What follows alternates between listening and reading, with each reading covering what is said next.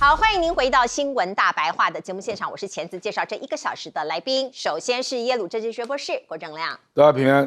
另外是前空军副司令张延廷将军，钳子好，大家好。以及政大国关中心兼任研究员严正生老师。主持人好，各位观众大家好。好，观众朋友，我们来看看这个意外事故发生在美国国土哦，大家都吓了一大跳。这是美军的飞行表演发生了意外。您画面上看到的是2架正在进行空中表演的这个所谓的咆哮者战机，在空中近距离接触的时候呢，相撞并且坠毁爆炸，现场升起了明显的黑色浓烟。幸好啊，4名飞行员安全的弹射逃生哦。这2架飞机呢，隶属于美国海军维京中队。那地点呢是发生在美国爱达荷州的芒廷霍姆空军基地。当然，这一幕让大家非常的惊讶哦，因为它是为了美国建国250周年举行的这个 Freedom Takes Flight 自由展示飞翔哦，这样子的一个活动，本来是一个庆典哦，是一个这个好的一个事情，结果哇，怎么会这样呢？而且咆哮者战机它已经要停产了，所以摔了就没了啦。好，大家知道呢。咆哮者战机也参与对伊朗的战争哦，当时逮捕马杜洛也是大工程呐，可是它的生产线呢，2010年就关闭了，目前是摔一架少一架哦，它一架的这个造价哦要1亿美元，那在2024年很不幸的曾经坠毁，造成2名飞行员死亡。那另外我们看到美中，当然它的武力各方面都在竞逐，在这个制造飞行器或者是制造这个武力上面呢，也都在这个互相的比拼哈。我们看到呢，替代这个所谓的咆哮者战机的新机型，还要等美国的6代机计划。美国6代机计划呢，其实预计2028年就要完成了，现在又延期到2030年之后。可是呢，目前中国大陆的6代机已经试飞了哦，所以其实对于美国人来说，他们也觉得非常的紧张。那另外我们看到呢，是不是太空战已经开始了？川普啊，他很喜欢 po 这个 AI 合成照，他这个在他的社群平台上发布多张疑似用 AI 生成的，显示他跟这些外星人并肩而行，还有指挥太空部队。你看他按这个按钮有没有？然后太空部队，他到底想要表达什么？还是说现在已经有研究到什么东西了吗？他又没讲，大家只能猜。那另外我们再来看看包括解放军新式的防空玩测哦，这个舰艇御能力要升了。我们看到包括这是官媒的报道，来自于中国大陆，他说这个系统呢在复杂的电磁环境之下，成功拦截多枚模拟超低空的高速目标。它的拦截高度低到多低你知道吗？5到10公尺。可以有效的应对巡弋飞弹、无人机，还有高超音速武器等等的威胁。中国大陆在练兵，中国大陆在测试，包括无人系统，像是您看到的无人机战队，还有无人战这个地面部队也有哦。这个是内部的测试的画面，也让观众朋友来看看。这是 UVT 这个无人装甲车登场。它的侦察先锋、突击铁拳，包括光速的射炮啊，这一些反坦克导弹呐，都在这个整个测试的状况之下，让外界、让群众让一般人可以看得到。包括您看到在潜水器的方面，也有仿造升幅包括像是蝙蝠这样子的一个状况哦。那它的旁边它的这个展翼可以超过4米，体重是700公斤，它的声呐可以隐身，声呐系统扫描水底，并且数据可以回传回指挥中心，快速的勾勒水底的地下的地形图，为潜行扫除这些所谓的障碍。所以各种的科技，各种的无人载具，各种不管是天上飞的、地底下或者是海底的他们都在做测试所以这些讯息很公开的放出来之后，美国当然都有在掌握。可是呢，包括您看到的山东舰最近出现的最新讯息是在三亚大修，那它的甲板被外界拍到大面积的铲除，那这是干嘛呢？有人就说有可能是歼35上舰，未来会上舰，它在做准备，所以把一些地板给铲除把它给刨掉，然后另外再做那迎接歼15的弹射型舰载机，还有歼35的第5代战机上舰做准备，这是非常有可能的。日本现在很警惕，也高度的忧心，包括首相高市早苗。我们看到，尤其在川习会之后，高市早苗很快的跟川普通了一个电话。那另外呢，日本的所谓的防卫白皮书也示警了，他说中国的双航母啊，首度同时在太平洋部署，所以它的大幅活络，并且是个造成可能一定的威胁，所以他们强烈的警戒啊，说要综合国力以及同盟国、同志国合作因应的对象。谁是他的同盟国？这个韩国是一个，美国也是一个。可是现在呢，日本媒体公布了一些指标，包括内阁的支持度现在下跌了。而且有超过一半的人反对高市做一件事情，就是解禁杀伤力武器出口。他们开始做一些上街游行啊，就像您看到的这一幅图啊，很多人手持标语，希望高市早苗首相不要这么做。那另外呢，我刚刚说了，美中会后，包括南韩、包括日本，其实都有一度的忧心，包括李在明、高市早苗19号会举行峰会做东亚的安全布局他们可能在商讨一些事情，尤其是现在川普的意向也蛮明显的。来，我们先请教将军怎么看，包括这个空中的相撞事件。这个空中擦撞，这2架超级大黄蜂，它是近距离，然后接近力非常的小，所以叫擦撞，不是相撞。它擦撞，一擦撞，它2个解不开，为什么？飞行操作面搅在一起，你看2个几乎重叠，它拉不开了。那整个相撞之后进入水平螺旋，那这个时候唯一的就是弹射跳伞，因为它的高度在相撞的高度只有300公尺。我们想想101就已经很不高，很低，比101还要低，你就知道300公尺，它完毕要进入水平螺旋，这个水平螺旋解不开了，赶快弹射跳伞。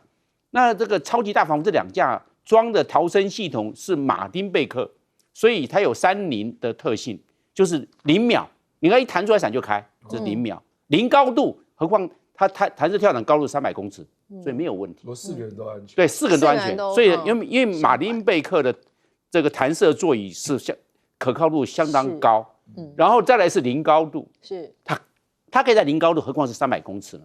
所以没有它就算没有相对吹风，它还有一个引导火箭把它的伞撑开，所以只要弹到顶上，伞就开了。它有个引导小型的火箭把它撑开，所以不用吹风。那30转，所以这4个飞行员，你看，他刚好掉在旁边，只要不要掉到火堆里面就可以了。这4个降落伞慢慢缓缓下降，高度非常的低。那为什么他们没办法解开？你看搅在一起，2个飞行操纵面，那是有吸力吗？还是怎样？不是，一个是吸力，另外一个是它的副翼，还有它的襟翼，还有它的水平安定面、垂直安定面搅在一起了，拉不开。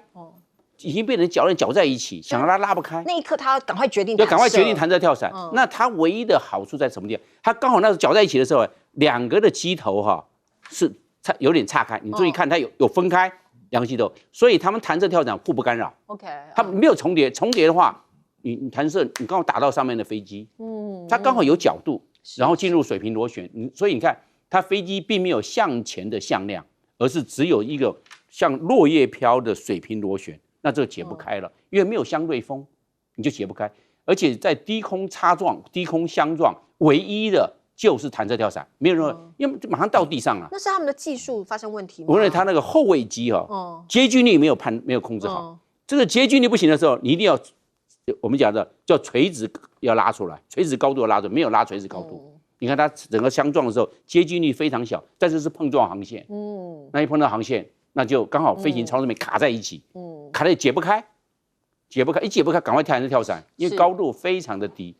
那我们现在看，中国大陆现在是走向它现在一直往无人化的战场去走，是包含这个机器人做战斗机器人，空中的无人机，水下的无人的潜舰，还有水面舰，它现在已经朝无人化的战场来做设计。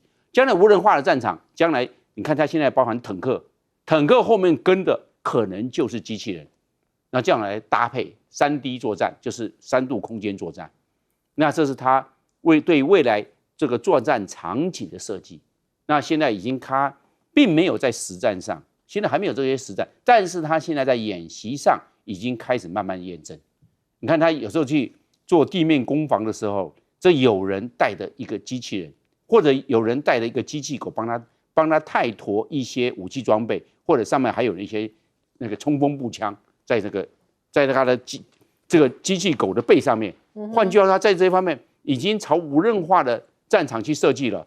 那我最后我要补充的就是山东舰，他已经跑那些就是因为现在歼15T中国大陆已经在生产的话要告一段落，将来生产歼35，那歼15会慢慢的消耗，但是问题是歼35的量会越来越大，那要取而代之。那取而代之，将来山东舰也好，当然辽宁舰它是做训练的，将来慢慢的歼35的数量会多，将来会取代歼15，这是它的趋势。OK， 好，来请教亮哥。日本现在，我高市早苗这个杀伤性武器可以出口啊，真的没有想到有这么多人反对。57%反对，因为不然你期待日本只出口防御性武器啊？不，它本来是啦，是，可是这样的军工产业怎么发展？对呀，我觉得日本民众也是蛮怪的。你既然要发展军工产业，又不能卖，又不能卖攻击型，那这不是很奇怪吗？那你支持三菱重工来做那个长程导弹，那难道你都反对吗？我真的不知道日本人在想什么。所以这个亮哥是觉得说出口杀伤性是 OK 的，不是 OK， 全世界哪一个国家出口武器不是杀伤性的啊？对啊，武器基本上就是杀伤性的多。不然你要干嘛？你自我矛盾，你只出口防空防飞弹御的，OK， 我觉得，这个当然也意味着高市早苗想要做的那个军工体系啊，日本人没有那么积极了，可能是就是少数一些精英在热了。我倒很好奇啦，比如说卢比奥都说中国大陆比较乐见和平统一啊。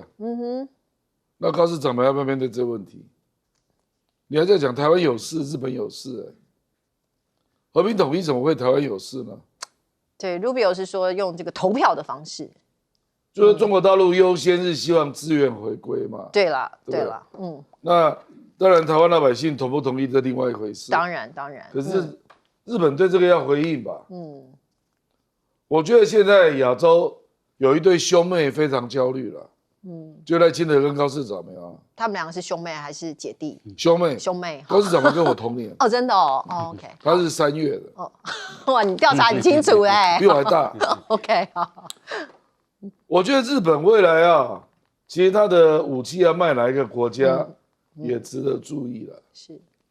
因为美国也不会让你啊，一定是美国不方便的地方才叫你卖啊。其实现在值得观察的是，除了菲律宾之外，还有哪里？台湾。而且菲律宾又没什么钱。对。所以菲律宾的市场其实很小。以前日本对菲律宾都是用送的。是啊。对不对？因为菲律宾没有钱嘛。是。日本不能卖越南吧？越南是共产国家。对。我真的想来想去就是台湾。台湾比较有可能，又有钱又需要。是啊。尤其是川普这个军售。如果一拖9月24号之前都不发价书，那台湾根本不能处理啊，这个可能性很高我觉得川普现在对军售案，他实在是不方便处理了，他要拿掉几个项目也怪怪的，对，不卖没有面子，拖着，拖啊，可以拖到什么时候？拖到卸任吗？ 9、24之后再说啊，再看。中美关系有没有继续嘛？是，不过刚白宫公布了公布什么？就是川普愿意跟习近平共创建设性的战略稳定关系，直接翻译耶，直接把中文翻成中文，把中文翻成英文，我第一次看到，真的哦。美国从来不接受中国的概念，美国以前他就自己用自己的概念，对，他这一次是把习近平讲的。直接翻成英文，把习近平说的话直接翻成英文就对了。对，直接翻成英文，然后说希望能够维持公平与互惠。所以我觉得对台湾不是很妙啊，不是很妙，要小心。对。那如果是这个事态是要往这个方向发展，是，我觉得高市早苗恐怕要提出一个新的主张吧。因为他现在的主张啊，都是赖清德是台独工作者时候的假设。是，他可能要 update 了啦。因为赖清德连台独工作者那个台独是什么，他都讲不出来啊。有啊，今天讲就是中华民国。那这样你到底要做什么工作？对啊，台湾不见了，以前是中华民国台湾，至少现在是中华民国就是台独。好，来严老师，我先回应一下这个郑亮讲的就是说，如果今天台湾有事，日本有事，但是如果美国觉得没事，日本会不会有事？对啊，现在就是这个问题咯。就是说，川普如果今天不管了，日本敢不敢单独出头？我觉得这个是台湾要去想一想，就是老大都不出头，老二还敢出头吗？我觉得这个是我们不要，既然老大已经表态了，你就不要期待后续其他国家也会跟着，好像你觉得你是什么民主价值的盟友啊等等我觉得这是第一个。第二个就是说，当然我看了这一次川普去了一趟这个北京之后，日韩都会有一些焦虑我们也看到川普一上飞机以后就跟高市通一个电话然后也跟李在明通一个电话，就是有一些安抚的感觉。但是因为这次军售的问题，确实是不仅是说我们台湾觉得很关心，因为好像跟6项保证里头有些违反了，但更重要，我也看了韩国的报纸，韩国也紧张觉得说万一你川普从那个金小胖那边得到一个讯息说我们没有要攻击你你这个军售也可以不要卖给南韩，他会不会担心这个所以他们两个人这次见面，其实当然刚好时间点是对的，但是也是回应当之前李在明去访问日本那高市在他的家乡奈良来接待他，这一次呢，李在明就在他的家乡安东来接待他，有点像这规格类似这个元首访问这个国事访问，但没到那么高的层级。但我相信他们还是觉得说，要对川普跟习近平见了面之后，会产生什么变局？不是只有这种安全性的问题，还有经济方面的，我相信都会有一些两个国家需要共同讨论的事项所以这次见面，我觉得是好，但是呢，你们也要去想想，要不要恢复你们跟中国大陆之间你们3个人，还有加上大陆的总理李强的这个过去在21世纪初期3个人固定见面，每年都固定在日本、韩国跟这个中国大陆轮流举行的这种政府首长会议那我觉得这个是值得观察部分，就是你们也不能只有你们2个人在想对策，你也要把北京去纳入考量的。是。不过，除了我们看到了亚洲这边的一个局势的一个变化之外，我们还是要关心伊朗现在到底怎么了。这一幕很多人看了触目惊心。这是来自于伊朗国营电视台主持人，他在棚内就像我站在电视墙前面，突然抡起一把枪，他在干嘛他在射击他在棚内实弹射击，公然打穿邻国阿联酋的国旗，就荧幕上有一个国旗嘛，这个挑衅的意味很浓厚那当然这个到底是为什么把矛头对准了阿联酋呢？因为我们之前有跟各位观众朋友来报道，阿联酋也参战了，实际上他也参战了，他有去轰炸伊朗那所以现在伊朗要报仇了吗？我们看到伊朗的无人机已经入侵到阿联酋、沙地阿拉伯不仅这样阿联酋的官员说，他们国内有一座核电厂也被袭击了这个姿势体大呀这个叫做巴拉卡核电厂那他说呢，这个伊拉克民兵使用沙赫德、萨马德这种自杀式无人机去攻击他们，因为在他们的射程里面。那另外呢，我们看到伊朗的媒体，他不断的报道说，我又射下了一架这个美军的无人机在也门这里，在哪里他经常有这样子的报道。可是我们算一算，到目前为止从2023年，我们把时间拉更长已经有超过40架的 MQ9这个自杀式无人机死神已被射下来了。那它的价值可能高达10亿美元，因为它每一架 MQ9 它的造价都非常的昂贵。那现在呢，中东的局势已经升温了。那伊朗到底要做什么？他下一步蠢蠢欲动。川普就警告他说，时间在倒数啊，你这个我们已经滴滴答答的在想了。可是伊朗他反控美国没有让步，所以双方现在目前还是僵持在那里。传说中啦，要开战情室的会议，这是美国媒体报道的。他说，川普已经发话了，如果伊朗不同意协议啊，这个协议就没了所以19号白宫的战情室要召开会议，跟国家安全顾问群讨论因应伊朗的军事行动方案。用大白话讲说，我要继续打，我要再打，因为国会已经授权他可以这么做。那另外，我们看到川普跟纳塔雅胡也在通话。讨论重启对伊朗的军事行动，所以这两国又会联手轰炸一波吗？这个我们都不知道极有可能那北约他们有一些情报说，伊朗有90%的发射场已经完完全全恢复了呀，它的导弹库存现在还有6到7成，所以它的战力看起来还是有的，而且还蛮高的那另外呢，伊朗的战争还在持续，可是美国又动作了，我们看到。古巴这个地方，其实川普过去不断的讲，他要对古巴做些事情。那古巴现在说 ，CIA 讲说已经有300架无人机模拟袭击美军基地，所以 CIA 的局长现在亲自飞到哈瓦那跑去跟他们讲，不要轻举妄动。川习会才刚刚结束，美军已经在古巴周围密集出手了。就在川习会后这些地方军事的侦察行动同步升温，所以有没有可能区域的紧张气氛已经起来了如果说气氛到达一定的层级，会不会有可能古巴这边有一个战争？不知道这个很乱呐。那另外60分钟节目是美国非常一个老牌的节目他在揭露一件事情，他说美国的军事冲突内线交易激增，单凭运气没有办法解释如此庞大的数字，有没有人在后面跟金钱交易相关？来请教将军怎么看？包括这样子的一个布置，以及美国有没有可能重启轰炸伊朗这件事情？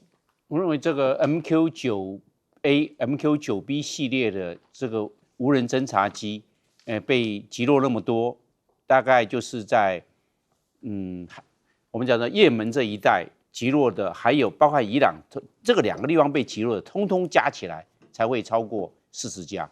因为这个海上卫士的无人侦察机，它最好的是它的征收装备，它有合成孔径雷达，就雷达照相、雷达摄影。另外一个电子光学摄影它都有，它是多功能的。他们还有红外线的感测也有，它装上去它几乎是全配备。但是它的弱点在什么地方呢？飞行的高度低。它平常执行任务的时候，它飞行的高度在7000公尺到8000公尺。这个对短程的防空飞弹来看，轻而易举就可以把它拦截。它第二个缺点呢，一般来讲说它的短板，就是说它飞行的速度太慢。我们知道它个飞机那么大。它只有一个单的这个涡轮螺旋桨发动机，那它那么大的一个飞机，就涡轮螺旋桨发动机，它平常的速度多少它的巡航执行任务的时候，实航速度每小时280公里，那很慢的，280公里不是280，我们讲的海里不是，那这样就是慢。那慢了，飞到那边去执行任务，很容易就被人家瞄准打掉，而且它还有一个最致命、最弱的地方。就是它的电子反制能力弱，电子反应能力强。你这个地对空飞弹上来，它能够主动丢火焰弹、丢干扰丝，还有电子把它整个的这个地对空的飞弹致盲，就找不到这个 MQ9了，找不到了，没有办法。它这个可能为什么？因为它的发动机就是那么大，它的电力供应，整个系统的供应，它还要供应这些禽收装备。它电力在没有办法有更强的 power 去支撑它的电子反制，那这是它的弱点。所以地对空飞弹一对它做瞄准，它跑都跑不掉，因为它的速度就是每小时280公里。对在空中的飞机来看，时速280公里是很慢的，很容易被干掉。那唯一的方式是什么？看看能不能飞远一点。但是飞远一点，这个侦察的效果又小，就要飞近一点，侦察效果好，但是危险性高。侦察远一点没办法达成侦察任务，所以你说你这个 MQ9，你到底要怎么样去使用它？头很大，现在又不可能装另外一个发动机，让它的电力要够，让它的速度加快，不可能，它就是单发动机。我们有买，我们有买，我们买，我正想讲，所以这是我们的弱点，因为就是 MQ9弱点，它慢，所以没有办法。它还有个长处是它飞得久，它可以飞12个小时，所以它可以做大面积的侦察、大面积的征收是可以。但是问题是你速度都慢，就很容易被打掉了。空军讲得快，来得快，去得快，是它没有办法，它就是慢吞吞的。那慢吞吞，大家就可以以逸待劳。雷达一找到它，因为它不逆中，雷达抓得到它，等它慢慢进来，一进来之后跑不掉，因为它很慢跑掉。这时候雷达一锁定，它来不及跑，那它的电子反制能力又弱，这是它的致命。那另外我们看这个伊朗战争了，伊朗战争，我认为纳坦雅胡打电话给川普，可能就是讲对要打，因为他接电话，要不然不要接电话嘛，对不对？我很忙，我刚回来，什么就这样就结束了嘛。对，我还调整时差，还没有在接电话了。那知道那个纳坦雅胡他都是主攻、主战的人，鹰派。那这样的话，川普很容易受他影响。那受到影响，可能就会那打有2种模式，大打还是小打。那如果要大打的话，我认为川普如果要玩的话，真正要玩的话，那打地面战。但地面战牺牲大，消耗人命的消耗就会很显著。那要不要玩？那你要玩大的？我认为川普可能原则上还是采取空中轰炸的可能性高。但是问题是，伊朗的地下化，伊朗的这种战力保存、战力防护，还有它的分散屯储，还有它的这些伪装，做得比一般的国家在国防上的部署来得扎实。那美国又能达到多大的震撼效果？能不能比第一波的这种战略效果来得强？我这个适度的怀疑。那除非要伊朗屈服，就是一个办法，地面战。那我认为美国到现在为止要进行大型的地面战，美国并没有准备好，因为补给线太长。那所以我认为空中轰炸的可能性高。那空中轰炸可能性，那所能够达到的战略效果相对有限。要让伊朗屈服，我认为就没有那么简单了。那就要看时间，看这个打的时间的长短。真的要能够瘫痪伊朗的经济跟伊朗的这个革命卫队，还有伊朗国防军的战力，我认为美国容易低估了伊朗。这是他上一次40天的伊朗战争，并没有达到完全摧毁伊朗的有生战力。没错。为什么？他太自信。我认为打仗不要自信。兵家有说哀兵必胜。哀兵必胜就要很谨慎来做评估，而不要做夸大。要据实以报，而不要这个报喜不报忧。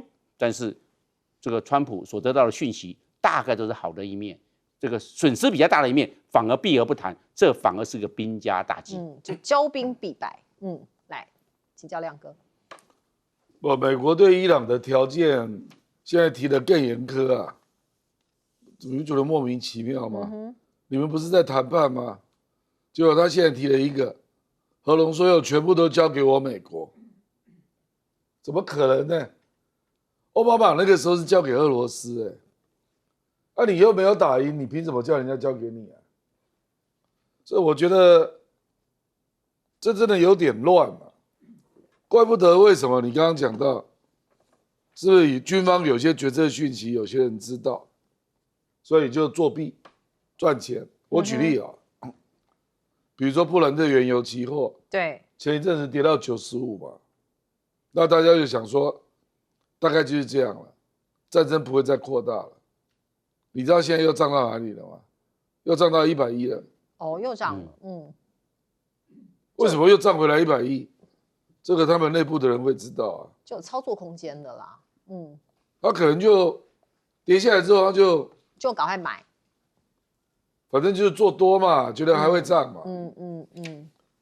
这个是很奇怪的，因为巴基斯坦的会谈都已经开始了，那怎么你的条件越来越硬呢？而且伊朗有愿意让步哦，伊朗说国际原能机构进来，就在伊朗境内，把浓缩铀的浓度降低，我自己做，美国反对，美国要求一定要交出来，而且要交给美国，他本来就不愿意这样啊。你想想，伊朗怎么可能同意？他交给俄罗斯，他都不愿意了。是啊，他已经决定要自己留着嘛。对。所以我说，这个逻辑真的有点乱了，因为看不出来你是要解决问题。对。结果你去中国大陆，你拜托中国进场嘛，那你自己搞成这样，怎么进场？真的蛮奇怪的啦。不过美国很有可能最近，我觉得会另出多门啊。比如说古巴看起来是要打，对啊，这个怪怪的，看起来是要打，是。可是这个时候打对美国有什么好处？而且川普还有一度讲，对，说我们古巴暂时不打，可是现在看到军方准备的动作，看起来还是要打。而且我认为这个普京啊，普京不是要去大陆吗？我觉得跟大陆除了谈伊朗之外，也会谈古巴，因为俄罗斯在古巴布局了60几年了，他已经对外表态了，说他会支持古巴。我本来以为他表态之后，大概美俄啊会透过他们的管道去接触，结果美军越做越积极啊，看起来是要打，因为古巴怎么可能才300架无人机就要攻击美国？你不觉得有点荒唐吗？对啊，300架无人机很少你怎么攻击啊？对啊，我们刚刚看到乌克兰去攻击莫斯科啊，是，乌克兰就派出500架，300架能干什么？一下就被美国打扁了。对呀，所以我觉得那个讯息真的蛮怪的啦。这看起来就是美国想要动手，所以再搞假旗行动。可是他这样搞，中东都还没弄完，干嘛又多搞一个战场啊？不，他可能觉得这个边比较好玩，好弄嘛。好弄，好，来请教严老师。我不晓得是不是比较好弄啊？不过就是，你今天如果你觉得说古巴有些违反什么的协定，你可以派这个外交官去，你派 CIA 的这个情报局长、中央中情局的局长去，很奇怪的，因为中情局是过去在卡斯楚时代是专门是用来颠覆古巴政府的啊。他们当时认为说，卡斯楚啊那个胡子啊，这个是他的这个权力的象征啊 ，charismatic 他的这个，所以呢，希望呢在他的那个雪茄里头下点毒，让他这个脱毛啊，然后没有了胡子就失去了这个人民的支持。CIA 是干这种事情的，然后甚至在古巴还有 CIA 的一些活动的这个博物馆啊，就是你就知道 CIA 在古巴是多么的声名狼藉。结果美国竟然派一个 CIA 的 director 去啊，然后谈，那你当然古巴会觉得说，哇，真的是太侮辱我们。那另外呢，古巴也长期被这个美国打压，然后随时好像都要被推翻的，所以他们也有一个笑话，就什么时候美国人要来了啊？有一点点在讽刺，有点像台湾，好像说大陆这个经济老台不会啦古巴也有这样的讲法。可是我觉得说古巴它也没有任何的实力可以对抗美国，可是古巴跟我觉得美国真的不要忽视，虽然有一批古巴人在佛罗里达是很反对这个现在的卡斯楚政府，可那一批都是当年巴蒂斯塔这个独裁者跟美国互动的受益者，就是说他们是那种精英阶级的，然后被一个社会主义革命给赶到佛罗里达，所以希望呢。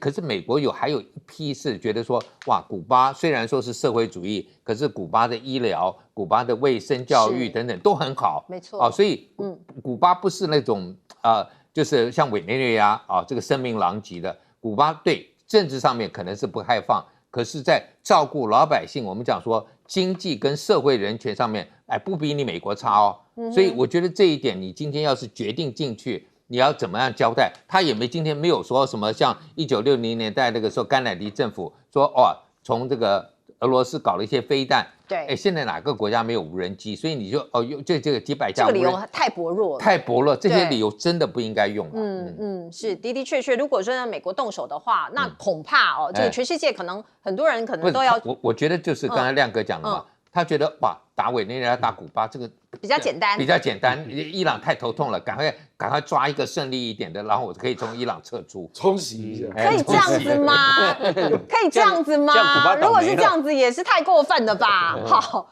川普到底在想什么？我们不知道，只能从他常常 po 文的这个社交媒体上面略窥一二。包括他从中国大陆返回美国之后，他就又 po 了2张照片哦，他在中南海以及他跟习近平见面握手的照片。所以他到底想要表达什么呢？哦，他看起来是很崇拜习近平的。可是呢，美中谈判之后，或川普跟习近平见完面之后，说好多丰硕的成果，包括白宫也讲说中国已经答应我们了，要把这个稀土的问题给它处理好。可是中国的商务部没有这个部分呢，只字未提哈。你看到白宫的说明书有这样讲，可是中国呢并没有回应哦，他对稀土议题只字未提，所以各说各话，老百姓看得不飒飒。包括川普北京行的波音飞机啦、AI 晶片啦，没有突破，所以路透社就说其实你的成果很不及格呀，比起你2017年访问中国，还至少拿下了2500亿美元的合作协议以及备忘录，现在只有口头说说罢了，会不会落实不知道。那另外，桥水基金的创始人达利欧他就讲了，他说现在各国竞相访问中国，所以开启了朝贡的新时代。这言下之意是你美国的信誉已经完全流失了你不想要让这个国家兴起，可是他现在你某种程度帮他抬轿了嘛。我们看到李显龙18号要访问广西跟上海，这是时隔1年半他再度访中。而另外我们看到哈萨克总统他说中文感谢中国，那是因为我们看到中国大陆帮他们做了一个基建，这是中亚地区首条全自动无人驾驶的轻轨线路。在这个仪式上面他说了一段话，我们来听听看。今天是一个非常重要的一个事情，将来我们要继续这个非常重要的一个工作，对这个中国政府表示感谢。千里之行，始于足下。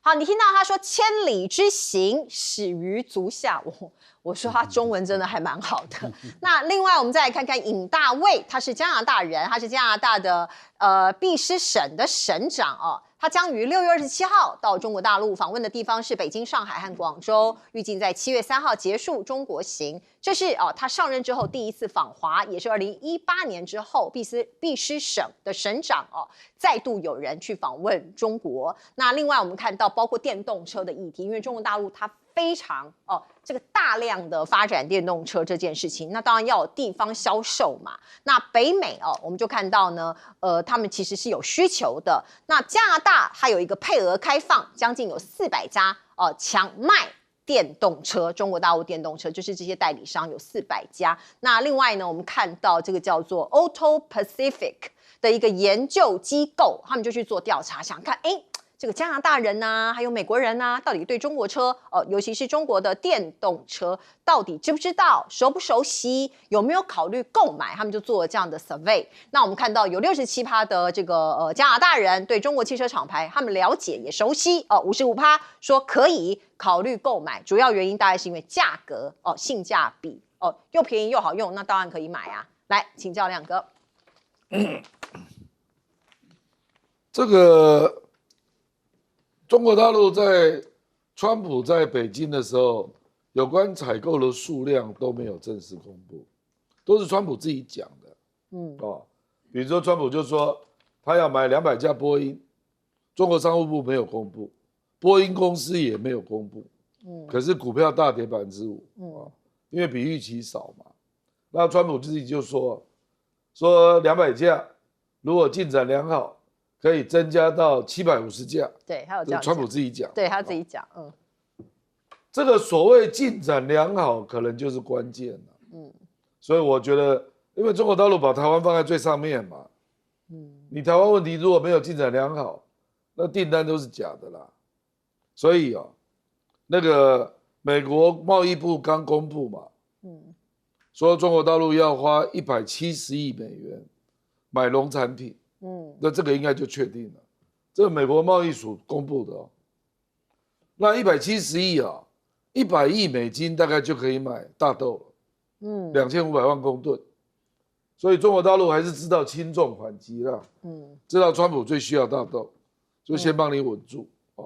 牛肉其实没有那么急了，因为中国大陆莱克多巴胺也不能进去嘛，所以这个是屠宰场要配合中国，要把那个没有莱克多巴胺的弄出来，所以我是觉得这个恐怕是一步一步看啊。那至于说稀土啊，稀土中国大陆也是一样，因为美国希望不要逐次检查啦，可不可以一次放啊？我现在讲的民用的，不是军用，不是军用的，军用的不卖了，就说民用的你不要，因为美国是汽车制造商需要那些磁铁嘛，美国就希望说就一次性通过了，不要在那边一次一次检查啊。我觉得中国大陆还是会看的。其实坦白说，川普对台湾问题的表态也蛮快的啦。他才回家几天啊，对不对？对，差不多2天吧。对啊，那你陆续就听到蛮多声音啊。我觉得我基本上对这部分是乐观的啦。所以怀疑是合理的，可是我认为问题不大。因为对中国来讲，经贸议题的利多对他来讲那是最小的事情。那倒是新加坡由李显龙出马，就是黄循财真的是上次谈日本问题把自己搞砸了，所以只好李显龙自己出马。对啊，那这个时候大概也到了这个东协啊跟大陆要进入一个新的阶段了。对，那新加坡当然希望在里面扮演最重要的角色嘛。所以李显龙就自己再去一次。然后他去的地点在广西，广西就是跟东南亚这些地方接壤的，对，南宁这些地方，包括这个东协互联互通方面。本来南宁就是东协加中国的中心啊，本来就是了。那至于加拿大，其实加拿大第1年中国去的电动车限量大概只有7万多辆。据了解，非常的畅销啊。其实这个可以理解啦，性价比高。不，你那个中下阶层，对，你中国车啊，我举例了，特斯拉在北美市场，起价是4万2，中国大陆如果关税降低，大概只有2万6，就一半的价钱，也没那么夸张，2万6左右，2万6，快6折6折。所以现在特斯拉要降价嘛，结果只降到3万9，还是贵。贵啊，还是贵。欧洲现在中下阶层几乎都买中国的电动车，对呀，因为就是便宜嘛。对啊，那美国现在就是被墨西哥跟加拿大夹在中间，那墨西哥跟加拿大都开放了，墨西哥开放的更彻底啊，现在最多的是巴西，巴西的电动车有70%是比亚迪耶，所以我是觉得。美国人一定会感受到这个力量，所以美国已经有一些人啊，跑去墨西哥买中国电动车，开回美国，加关税，加关税还划算，顺便去旅游。好，我们进一下广告。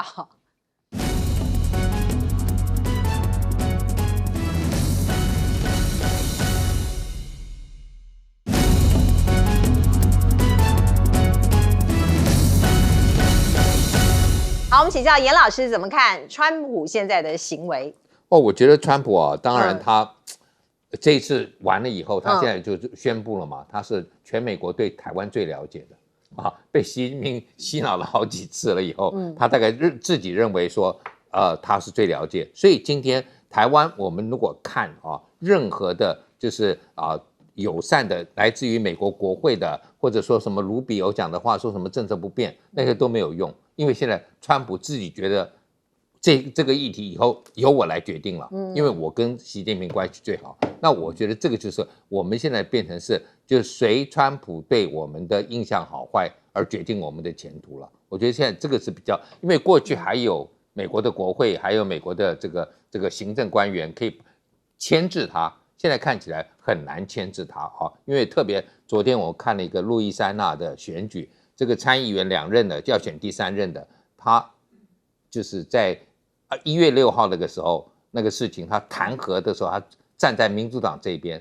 6年之后，川普报复了啊，报复以后找了人来选，然后他是在现任的在共和党初选以后排名第3，得票只有不到1/4，你就知道川普的影响力有多大。那我觉得现在对台湾来讲，就是川普的意志，就是我们台湾前途的在哪里？我觉得这个是我们必须要担心。那你这边我必须要讲一下你们那个翻译就是那个加拿大那个卑诗省，我就要解释一下，那个是哥伦比亚，英属哥伦比亚 （British Columbia）， 那是按照香港人的卑诗翻译的。这是港人翻译，因为《星岛日报》啦。然后那个列字文我要解释一下，是 Richmond 我们不会这样子翻的所以他们那边是中国大陆人最多的加拿大的，所以当然他也知道。这个是一个等于是就像温哥华嘛，对，就在温哥华旁边，就是等于是要跟大陆互动。我觉得美国西部跟加拿大西部，他们过去说加拿大是他们的，就是我这边是远东，他说不是，这边是我们的近东、近西、近西，就是离加拿大跟美西其实离这个亚洲这个太平洋这边是很近的，所以他们也会看。就是说，这个才是我们应该发展的方向。是，我们进一下广告。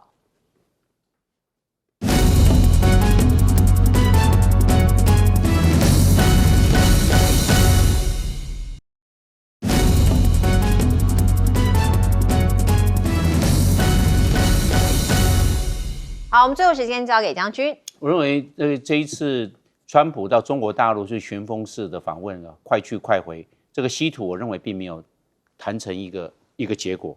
我认为中国大陆把稀土当作一个战略资源，那个战略资源，我认为它变成美国对台军售的调节阀。美国如果对台军售的多，它稀土不卖；如果美国对台的军售这边有做控制，它稀土供应。为什么？因为稀土都是做军工产业，你这个稀土，它就变成它一个手段，变成工具来灵活运用。他在看。所以我认为美国可能因为这个样子，为了得到中国大陆的稀土的出口到美国，它可能对台的这些军售，它可能就会推迟，可能就在数量上做控制，在时间上向后递延，会有这个状况。中国大陆稀土就稍微松一点卖给他，那卖给台湾的军售的项目多，品项多，稀土就控制的少，变成反向操纵。所以中国大陆已经把它，所以。这一次，我认为在稀土上并没有达成一个允诺或一个共识，让美国好像满载而归，中国大陆可以无限量供应美国稀土。